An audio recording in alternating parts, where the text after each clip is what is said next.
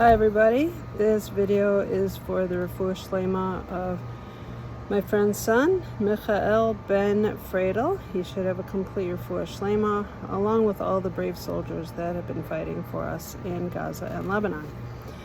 So this coming Shabbat, we are starting the Torah again. It's very exciting.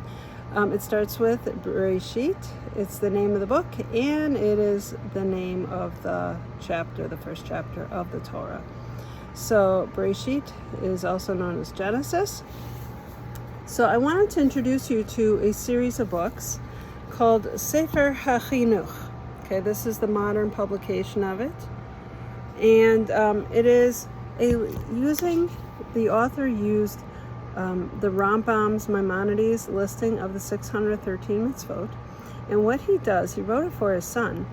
The book is ascribed to, they're not 100% sure, but they're pretty sure it belongs to Rabbi Aaron Halevi of Barcelona.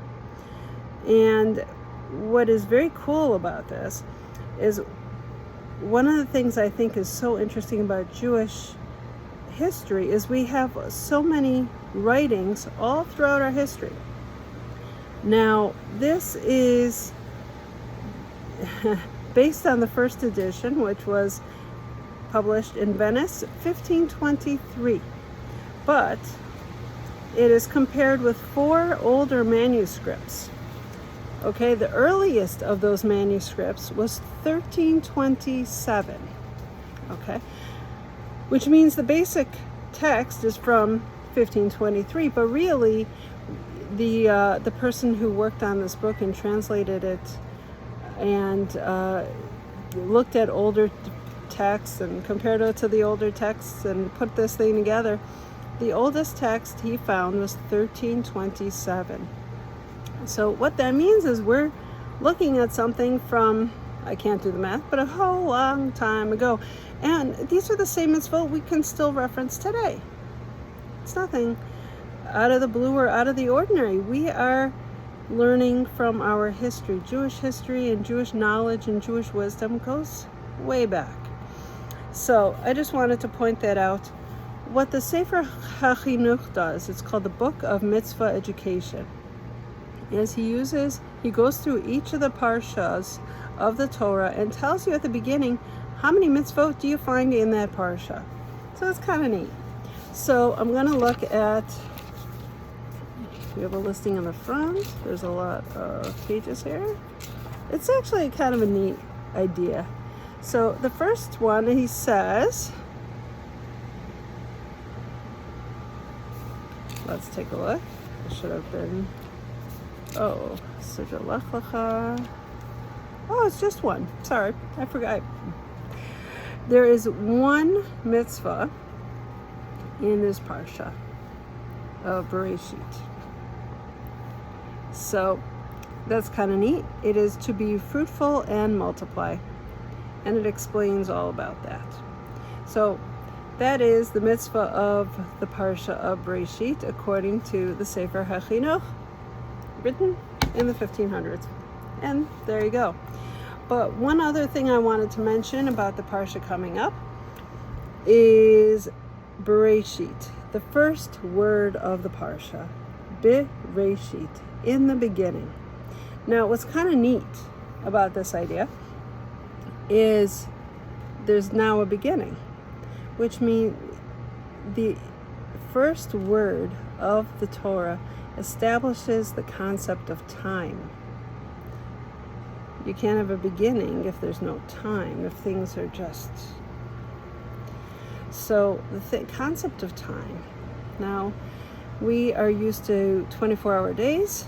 We are used to sleeping a certain number of those days. We expect to, use our time semi-effectively. Because if you think about it a moment, we take time for granted. We expect that we'll accomplish things. And at the end of the day, the question is, what did we accomplish? Hopefully something. So we feel really good about those really productive days. But we also have to take a moment and say, what about those non-productive days? How can we take this time that we've been given? It's really a gift. The gift of time. But how many of us, including myself, really don't use it effectively? I always wonder when I'm going to bed at night, it's like, you always know how the day went. Was it a good day for productivity? Was it not? And it's not only about productivity, but it's also about how many hugs did you give out today? How many kisses? How much listening did you do for someone else? Or did you expect them to just listen to you talk about whatever?